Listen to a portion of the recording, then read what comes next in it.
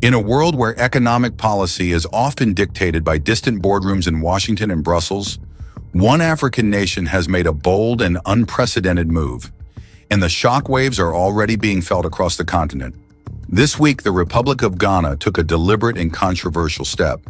It intervened aggressively in its foreign exchange market in an effort to stabilize and strengthen its national currency, the cedi.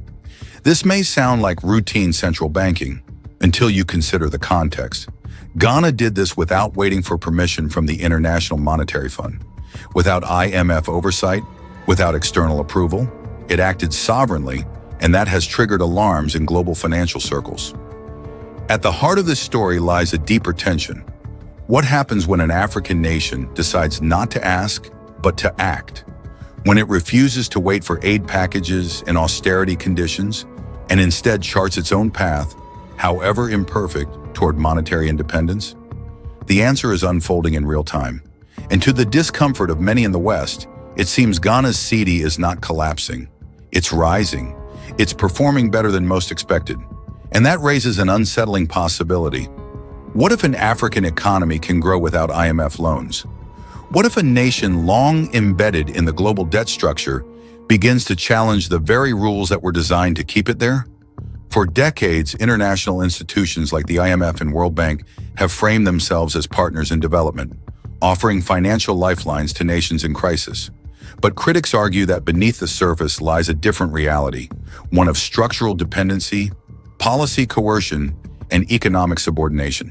And now, Ghana appears to be disrupting that pattern. This is not just about currency, it is about control, about the balance of power in the post-colonial financial world, about whether Africa can and should take bold steps toward true economic autonomy, even if it means defying the very institutions that have long claimed to help it. In Accra, a decision was made. The Bank of Ghana began injecting foreign reserves into the market, not to impress foreign creditors, but to stabilize its domestic economy on its own terms. And as Ghana asserts its right to manage its economy without foreign puppeteering, the world is watching closely. But Africa is watching more closely than anyone.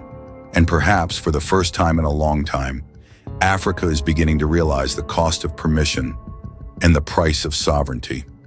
In a move that has sent ripples through the global financial establishment, the Bank of Ghana has taken a bold and independent step, one rarely seen in African monetary policy. The central bank has been injecting significant amounts of foreign currency into its domestic markets, a decision aimed at stabilizing and strengthening the Ghanaian cedi. What makes this action so remarkable is not simply its technical nature, but the context in which it occurred, without prior approval or coordination with the International Monetary Fund. For decades, African central banks have operated under the shadow of the IMF and other Western-dominated financial institutions, often required to seek permission, or at the very least endorsement, before enacting interventions of this scale. But Ghana has opted for a different route, acting first, answering later. The goal? To bolster confidence in its currency, protect domestic prices, and signal to both investors and citizens that the country is capable of managing its own monetary affairs. And, at least by current indicators, it appears to be working. As of mid-2025, the Ghanaian cedi has emerged as one of the strongest performing currencies in the world.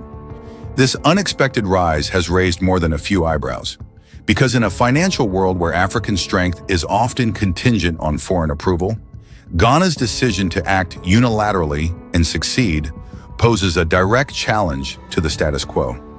The IMF, for its part, maintains that its policies are designed to foster macroeconomic stability and long-term growth. But Ghana's decision to intervene, independent of IMF advice, has once again highlighted the tension between national agency and global financial expectations. And for many across Africa, that tension is becoming increasingly difficult to ignore. Observers say Ghana's recent monetary actions are not merely about currency stabilization. They may also reflect a broader shift in attitude toward the international financial order.